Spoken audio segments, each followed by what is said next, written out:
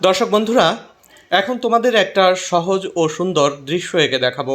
এজন্যে প্রথমে এরকম একটা ভি দিয়ে তার পাশে এরকম টান দিয়ে ডাল এরকম একটা গাছের কয়েকটা ডাল এঁকে তার গুঁড়িটা এরকম নিচের দিকে আমি টেনে নিয়ে আসবো। গাছটা একটু হেলে আছে, তোমরা সাধারণত এরকম হেলানো গাছ অনেকেই দেখতে পাবে।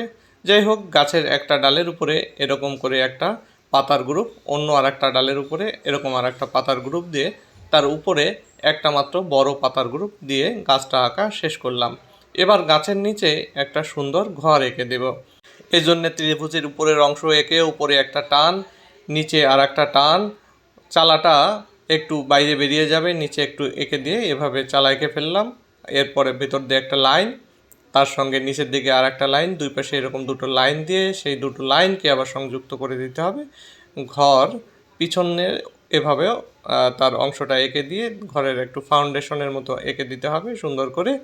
হয়ে গেল মোটামুটি ঘরের ফাউন্ডেশনের অংশ। এবার দরজা দিয়ে দিতে হবে। আমি একটা সাইড দিয়ে এর ঘরের দরজাটা দিয়ে দিচ্ছি এবং এই দরজায় টান দিয়ে এরকম কবাট এঁকে দিলাম।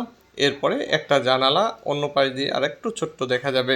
ঘরটি পাহাড়ের উপরে, এই জন্যে দুপাশ থেকে দুটো বাঁকা লাইন এভাবে দিয়ে দিব এবং এই বাঁকা লাইনের সাথে আমি বেড়া এঁকে দিব। এই জন্যে সোজা সোজা করে গাছের কিছু ডাল, মোটা ডাল আমি পুঁতে দিয়েছি এবং তার সঙ্গে বেড়া এভাবে লাইন দিয়ে এঁকে দিলাম। আমি অন্য পাশে অনুরূপভাবে কিছু ডাল পুঁতে দিয়ে তার সঙ্গে এভাবে বেড়া এঁকে দিলাম ডবল লাইন দিয়ে। এবার বাড়ির উপরে একটা সূর্য থাকবে, সেটা সেই সূর্যটার জন্য একটা সার্কেল দিয়ে চারপাশে সূর্যের রশ্মিগুলো একটু লম্বা লম্বা করে আমি টেনে দিচ্ছি। এই লম্বা লম্বা রশ্মি টেনে দেওয়ার পরে মাঝখানে ছোট ছোট করে আমি দাগ দিয়ে দিচ্ছি।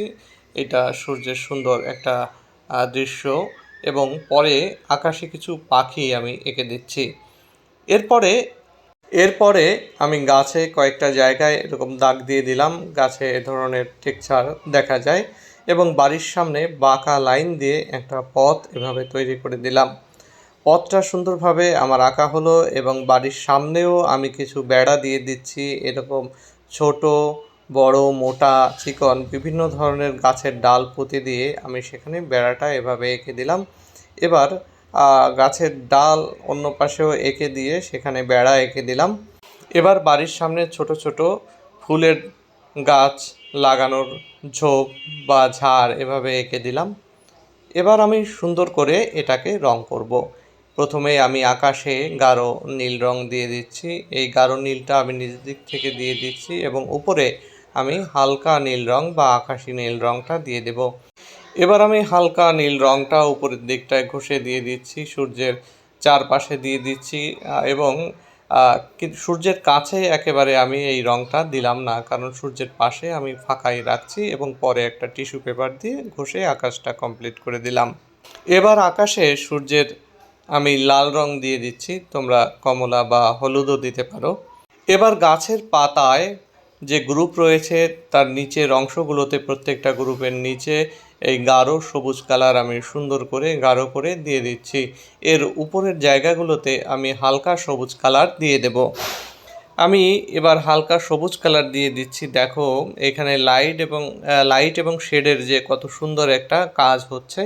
আরও কয়েকটা কালার মিক্সড করলে আরও সুন্দর হতো, বিশেষ করে এই সবুজের গ্রেডগুলো। আমার যেটাই হলো সেটাই ভালো লাগছে। এবার বাদামি রং দিয়ে গাছের বেড়াগুলো সুন্দর করে রং করে দিচ্ছি। এরপরে গাছের যে গুঁড়িটা রয়েছে সেখানেও এই কালারটা দিয়ে তার মধ্যে ইয়েলো ওয়াকার কালার মিশিয়ে একটা শেডের ব্যবস্থা করে দিয়েছি। লাইট এবং শেড হয়ে গেল গাছে। এবার ঘরে রং করব। ঘরের চালার উপরে প্রথমে হলুদ রং দিয়ে দিচ্ছি, বেশ মাঝামাঝি পর্যন্ত হলুদ দিয়ে নিচের দিকে একটু লাল রং দিয়ে দিলাম এবং এই লাল রং এবং হলুদ রং মেশানোর জন্য একটা কমলা রং দিয়ে আমি মিশিয়ে ঘষে দিলাম এবং যে চালার নিচের অংশ দেখা যাচ্ছে সেখানে বাদামি এবং ইয়েলো আকার দিয়ে কালার শেষ করলাম। ঘরের বেড়ায় বাদামি রং দিয়ে দিচ্ছি নিচ থেকে উপর দিকে টেনে টেনে এভাবে সুন্দর করে, এবং এই কালারের সঙ্গে কিন্তু আমি আর একটা কালার মিক্সড করছি, সেটি হলো ইয়েলো আকার কিছু জায়গায় এরকম দিয়ে। এরপরে এর সঙ্গে আবার সাদা কালারটা আমি মিশিয়ে আমার এই কালারিং ঘরের কালারিং মূলত শেষ করব। আমি শেডের যে জায়গাগুলো সেখানে একটু বাদামি দিয়ে দিলাম যাতে দেখতে সুন্দর হয়, এবং ঘরের ফাউন্ডেশনেও বাদামি কালার দিয়ে দরজা এবং জানালা লাল কালারের দিয়ে দিলাম। এবার ঘর এর আশেপাশে বা পেছনের অংশে আমি সবুজ কালার, হালকা সবুজ কালারটা নিয়ে দিয়েছি, এবং বাড়ির সামনে পথটাতে ইয়েলো আকার কালার, এবং আঙিনার মাঝখানে কোথাও কোথাও ইয়েলো আকার দিয়ে সবুজ কালার দিয়ে দিচ্ছি, লাইট সবুজটা পুরো জায়গায় আমি প্রথমত দিয়ে দিচ্ছি পথটা বাদে। এরপরে এর সঙ্গে আমি গাঢ় সবুজ কালারটা মিশিয়ে দিব, তবে ঘাসের ঝোপের নিচের অংশেও আমি প্রথমে গাঢ় সবুজটা দিয়ে নিচ্ছি। এর কিছু অংশে আমি হালকা সবুজও দিয়ে দিব, এবং কাছাকাছি জায়গাগুলোতে আমি গাঢ় সবুজ দিয়ে এই কালারটি পোক্ত করে ফেললাম, এবং পথে কিছু কিছু জায়গায় আমি বাদামি রঙটা দিয়ে দিচ্ছি।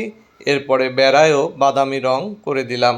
ভিডিওটি এখানে শেষ করলাম। তোমাদের কেমন লাগলো অবশ্যই কমেন্ট করে জানাবে।